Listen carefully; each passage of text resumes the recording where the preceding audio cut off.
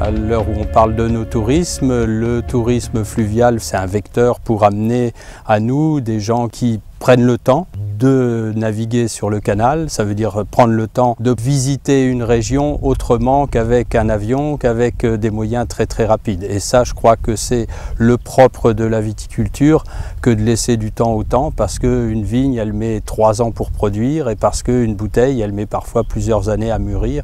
Donc c'est ça, prendre son temps. Le vigneron est fait pour donner du plaisir. Il va essayer de façonner, d'avoir une conduite de la vigne pour que son raisin soit le plus beau possible et donne le meilleur vin possible pour ses amis au bout de la rue et pour ses amis du bout du monde.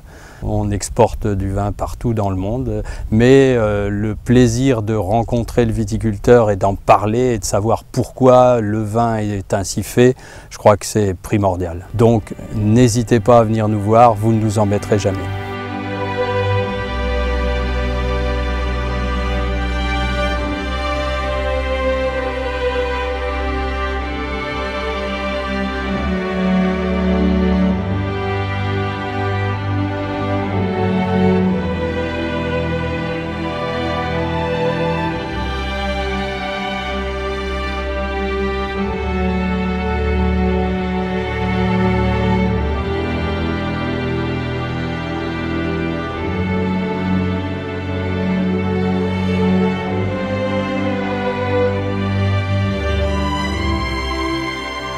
Le canal est très fréquenté puisque c'est le 2e en France en fréquentation. Aujourd'hui, on se rend compte que le canal, c'est un vecteur de vie. C'est un endroit qui met les villages en valeur, puisque le canal et la rivière passent au cœur de chacun de ces villages. Et puis, un des agréments principaux, c'est que sur le Nivernais, on peut s'arrêter partout. Vous avez le loisir, dans un endroit merveilleux, le soir, de vous arrêter, et le matin, de voir des animaux au lever du soleil. Tout un paquet d'animaux qu'on n'a plus trop l'habitude de rencontrer. En plus, à chaque ouvrage, que ce soit les écluses, les maisons éclusières, les barrages, il y a des choses qui sont belles à voir. Ce patrimoine architectural que nous ont laissé les anciens, on doit le mettre en valeur. Parce que, en fait, les gens qui viennent passer des vacances chez nous, ils ont envie de tranquillité, ils ont envie de belles choses, et ils ont envie de se passer. Par exemple, les Américains n'ont pas tout se passer.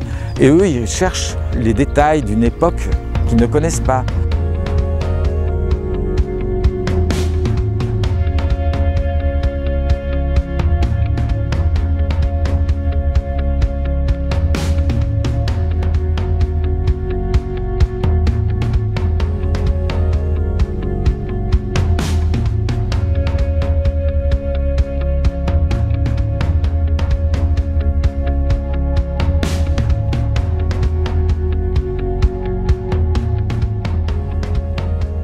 On a un parc de 250 vélos qui sont des VTC, vélos touche-main, des vélos qui sont adaptés à nos véloroutes et à nos routes de campagne pour faire court avec la selle qui est plus haute que le guidon. Les gens ont une position confortable pour pouvoir apprécier les paysages. Nos clients ne viennent pas faire du sport, ils viennent faire une activité physique, ils viennent découvrir nos richesses à vélo. On a créé un réseau de location qu'on appelle Véli Bourgogne.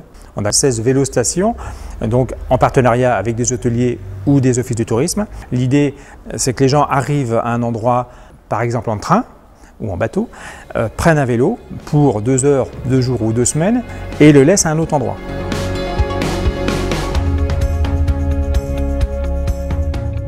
Toute ville qui a la chance d'être traversée par l'eau, c'est un atout. Tout de suite, pour moi, c'est une ville où on se sent en vacances, il fait beau, il y a l'eau. Pour moi, ça transmet en fait cette idée de détente et de vacances et de plaisir de pouvoir profiter d'un coin de fraîcheur d'abord, éventuellement de naviguer sur l'eau. C'est vrai que longer le canal sur un vélo, c'est vraiment fantastique. On a des paysages magnifiques, on est entouré de vignobles, on voit la faune, la flore, et puis évidemment tous les villages que l'on traverse sont magnifiques. C'est la possibilité en fait d'une itinérance via le canal du Nivernais.